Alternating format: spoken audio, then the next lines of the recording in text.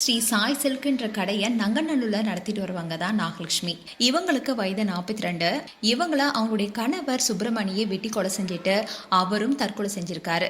அது மட்டும் இல்லாம இவங்களுடைய 2 மகன்களுமே இப்ப அனாதையாக்கப்பட்டிருக்காங்க. இந்த விஷயம் தான் இப்ப சோசியல் மீடியால பரபரப்பை ஏற்படுத்திட்டு வருது. ஸ்ரீ சாய் சில்க் என்ற கடையை நங்கநல்லூர்ல நடத்திட்டு வருவாங்க தான் நாகலட்சுமி. இவங்க சோசியல் மீடியா மூலமா பிரபலமாக இருக்காங்க. இவங்களுக்கு இன்ஸ்டாகிராம்ல மட்டுமே கிட்டத்தட்ட 340,000 ஃபாலோவர்ஸ் இருக்காங்க. அது மட்டும் இல்லாம பல செலிபிரிட்டிஸ்க்கும் இவங்க புடவை விற்பனை பண்ணிட்டு வராங்க. இப்படி இருக்க சொல்லதான் நாகலட்சுமிக்கும் அவருடைய கணவருக்கும் அடிக்கடி பிரச்சனை வந்திருக்கு. அதுக்கு காரணம் பல இடங்கள்ல கடன் வாங்கியதாகவும் அதோட நாகலட்சுமிக்கு பலரும் போன் பண்ணி பேசுறதுனால அவருடைய கணவர் சந்தேகப்பட்டிருக்காரு. இதன் காரணமாவே அவங்களுக்கு இடையே நிறைய பிரச்சனை ஏற்பட்டிருக்கு. இப்படி இருக்க சொல்லதான் 2 பேருமே பிரிஞ்சு வாழ்ந்துட்டு வந்தாங்க. இப்படி பிரிந்து வாழ்ந்துட்டு வந்தாலும் கூட ராஜி அவங்களுடைய சாரி பிசினஸ்ல ரொம்பவே முன்னேற்றத்தோட தான் இருந்திருக்காங்க.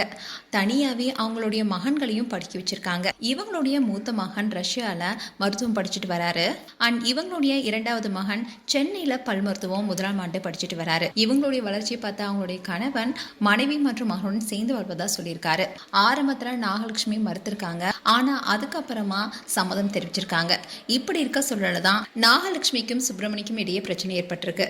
இவங்க சேர்ந்து வாழ ஆரம்பிச்சது என்னமோ 10 நாட்கள் தான் ஆயிருக்கும். அதுக்குள்ள அவங்க 2 பேத்துக்கும் இடையே பிரச்சனை வந்து இதனால சரமாரியா சுப்பிரமணி அவருடைய மனைவியை வெட்டியிருக்காரு. அது மட்டும் இல்லாம அவரும் ஒரு ரூம்ல போய் தற்கொலை செஞ்சிருக்காரு. இப்படி இருக்க சொல்லதான் அவங்களுடைய 2வது மகன் சைலேஷ் மாலை 3 மணிக்கு வீட்டுக்கு வந்து பார்த்தப்போ கதவு திறந்தே இருக்கு. இதனால அதிர்ச்சி அடைஞ்ச அவருடைய மகனும் ஹால் முழுக்க ரத்த கரையா படிஞ்சிருக்கிறத பார்த்து அதிர்ச்சி அடைஞ்சிருக்காரு. இப்படி இருக்க சொல்லதான் வலது பக்கம் இருக்கிற ஒரு ரூம்ல போய் பார்க்கும் போது நாகலட்சுமி ரத்த வெள்ளத்துல சரளமா கிடந்திருக்காங்க. அதோட அவங்க அப்பாவை தேடி இன்னொரு ரூமுக்கு போயிருக்கும் போது அவங்க அப்பா தூக்கிட்டு தற்கொலை செஞ்சிருக்காரு. இப்படி தாய் தந்தை 2 பேருடைய சடங்குல பார்த்த மகன் சைலேஷ் ஆதம்பாக்கம் போலீசாருக்கு போன் பண்ணி தகவல் கொடுத்திருக்காரு. போலீசாரும் வந்து 2 உடல்களையுமே மீட்டு பிரேத பரிசோதனைக்காக அரசு மருத்துவமனைக்கு அனுப்பி வச்சிருக்காங்க.